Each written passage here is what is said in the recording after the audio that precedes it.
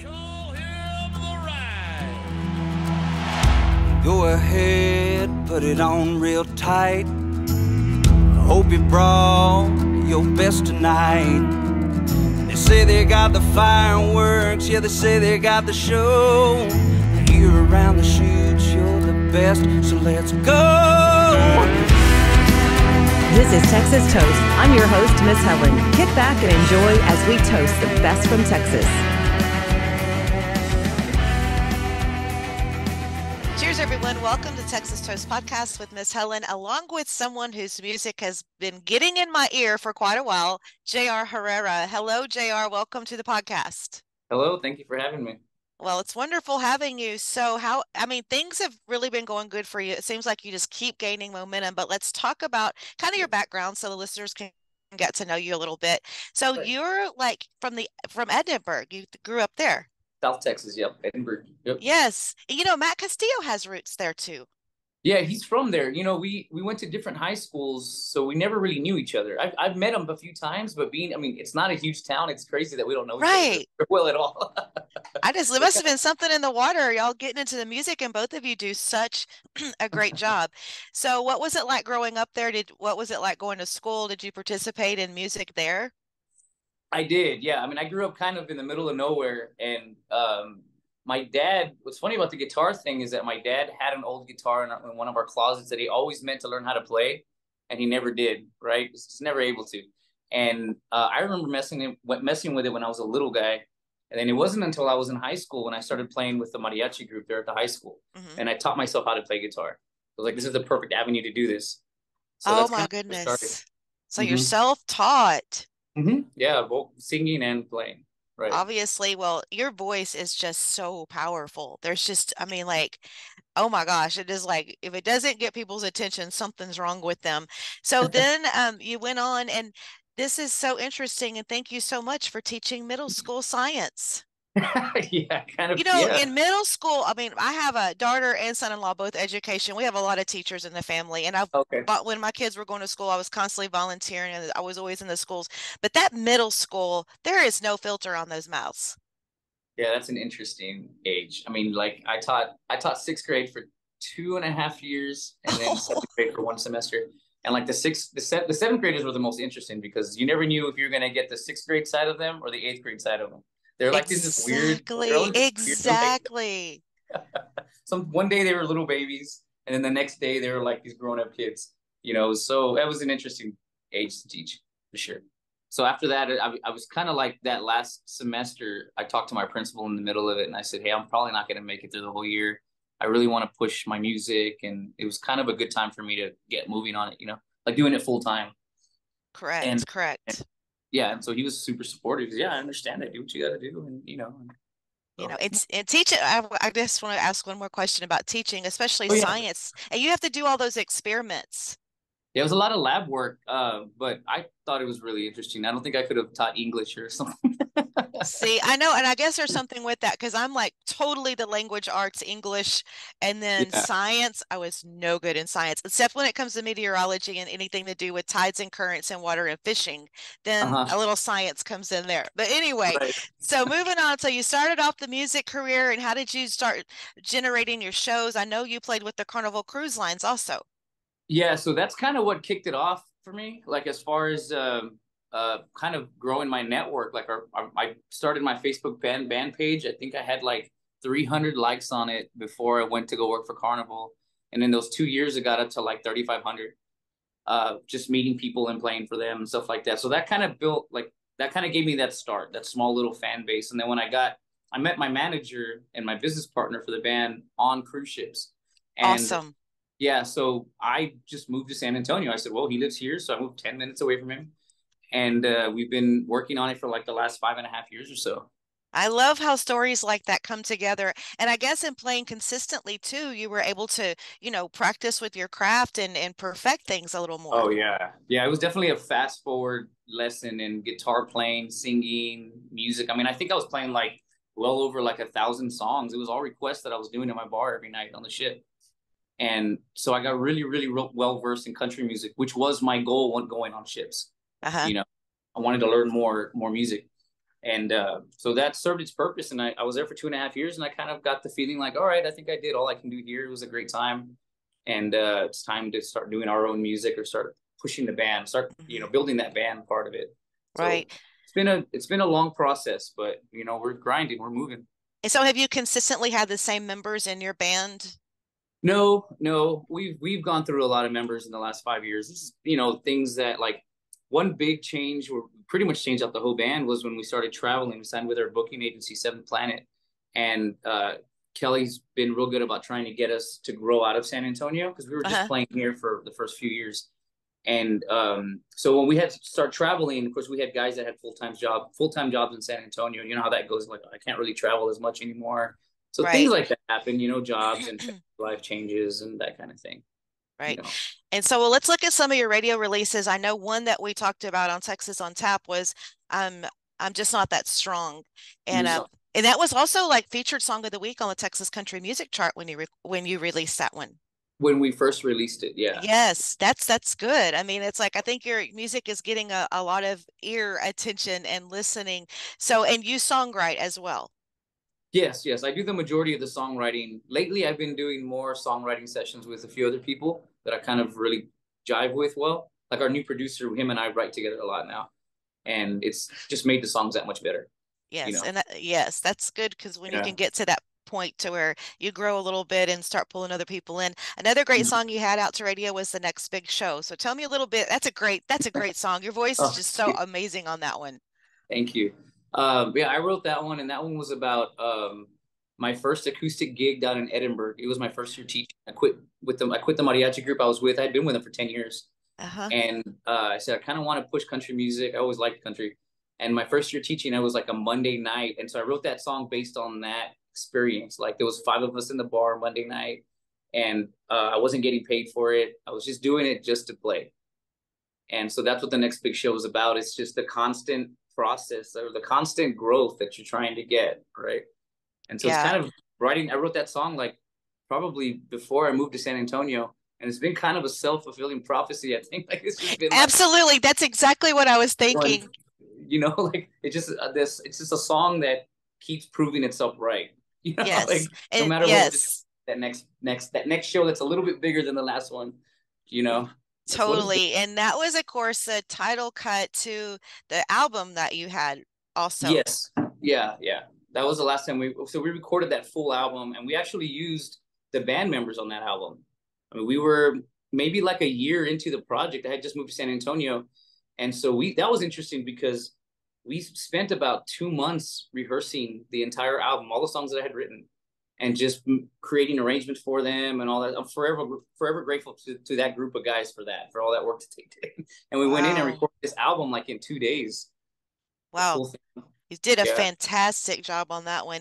Another powerful song that you have that is just so pure in your voice and the story on it is Tonight I Went to Church. I went to church. That's still my favorite. Oh, man. Yeah. So I always tell the story live. It's about, I always dedicate that song to my mom, because she always knew that I wanted to do the band thing eventually. And she passed away the month that we went into rehearsals for the band. That same month. Well, like, we started in January of that year when I had moved here a few months before. And then that February 3rd, she passed away. And so she never got to see me play with a band, but she was always really supportive of me. Like, when I quit teaching, it was a big conversation, because my dad was not happy about it. My father I bet. Yeah.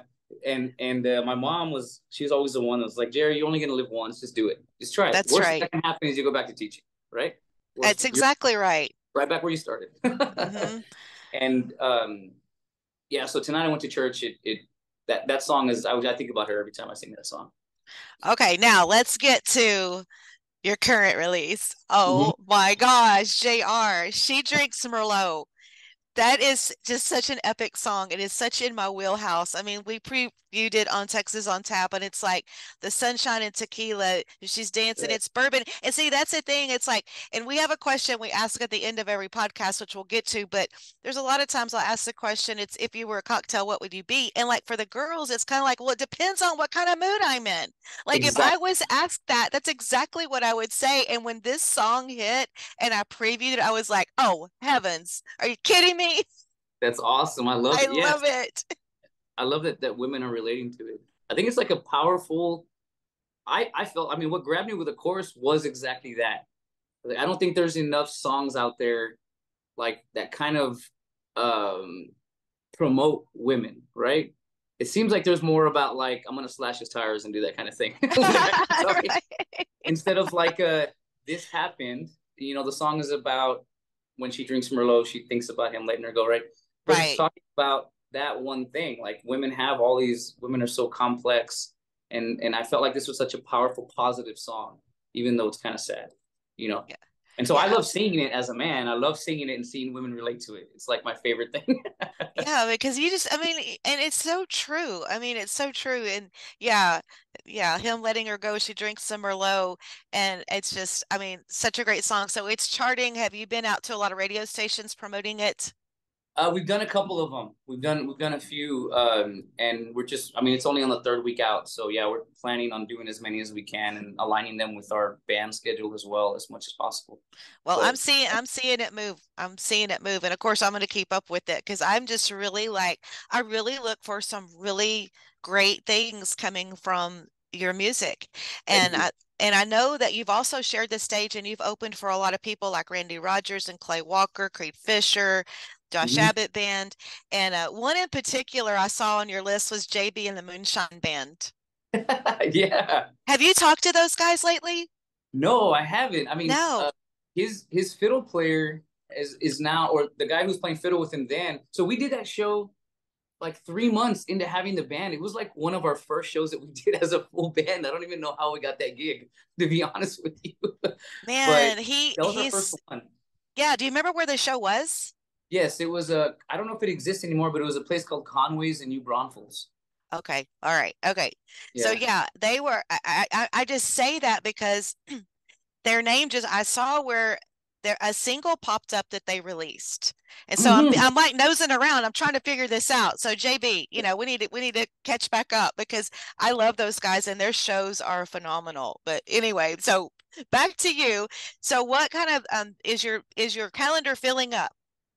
Oh, big time. Yes, yes. We're focusing more on keeping the band busy and being more on the road as much as we can. And so that's been really good for us. Like literally August, September of last year, I spoke with our booking agent, Kelly, and it's like, I feel like we need to get into that realm. I was doing a lot of acoustic shows then.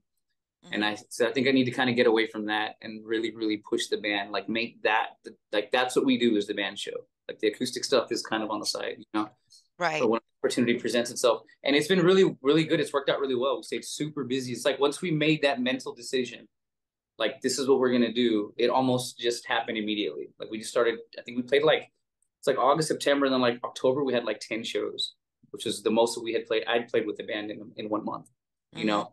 And so it's a little light in January, February all the time, because of the weather. Sure, sure. But yeah, it's been really good. I mean, it's our booking agency is really to credit for that. She's been really, really helping us with the growth. Well, that's good. I look to see you playing everywhere. I look to see your name everywhere.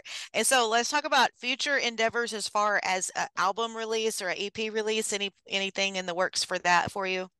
So we right now I'm focusing on just releasing. We kind of had this conversation with our new producer Mac Damon, and kind of decided that it'd probably be best to just release one single like every few Hmm. months. So Yes. yeah, so because of I don't like with we have like 10 songs lined up, and I'm like in love with all of them. I like them all, It's and so so I don't want hard. to burn. Yeah, I don't want to burn 3 or 4 songs on an album that nobody's gonna listen to. Like I'm afraid of that. So I'd Mhm. rather release one. We kind of said, well, we'll start with Merlot as our first one. And so we signed with him to do a full album, right? But we're going to release one every 3 months is what we're going to do. And just try to just that consistency of one song every 12 weeks or so. So we have the next one that we already have ready. So Merlot, January 1st. And sometime April 1st is a goal for the like kind of a single that we're not going to push to radio, but we're going to, we play a live already, Uh, and then our next radio single 3 months after that. And so we're just gonna right. kind of keep that. My goal is just to stay consistent with the releases from And here on. that's it. You And know, what you're doing, so many other artists are doing, but that key word that yeah, you just said is consistency. That is yes, So very, very important. So when Yeah. you're not, I mean, I know you've got yourself, you're really committed to this music full time, but what are your hobbies? What do you like to do outside of music? Pretty much, I'm in the gym a lot, and that's pretty much it. I hang out with a few buddies, pretty consistently. My manager is also one of my best friends. I was with him the other night, and so we live right real close to each other, and it's pretty. But I'll be honest with you, right now we're at a point where I feel like music is on my mind like 24 hours a day, and it kind of needs to be, So Yes. that really is my priority. Like I tell everybody, like where I live in San Antonio, I live on the north side, and if I'm not playing or I'm not on the road, I stay in my little bubble. Like it's literally my place, the gym, and HEB. Like all Uh-huh. the what I do, and I'm doing music all the time. So right now my head is pretty much on that. Well, that sounds like a wonderful plan. So, well, we look for good things. Anything else that you want to cover before we get off of here and wrap it up? I just want to tell you thank you for such a short notice for us reaching out. But when the Merlot song came out, it was like, okay, I'm done, Kyle. I have to have JR on the No, podcast. thank you. It was perfect. I was like, yes, this is perfect. Yay, we love it. Well, one last question. If you were a cocktail, what would you be? uh, I would be a Crown Royal on the rocks. Okay, It's my good. favorite. There you go. All right. Well, again, thank you so much. We'll be following along with what's going on. Keep us in touch. We'll be in touch and good luck on everything. I know you're going to do great and we're going to keep following. She Drinks Merlot. I'm sure it's going to go up the charts. And again, thank you so much, JR, for coming on the podcast. Thank you for having me. Thank you. And with a heavy tongue, she knew where I was from. As she left, I dared to say,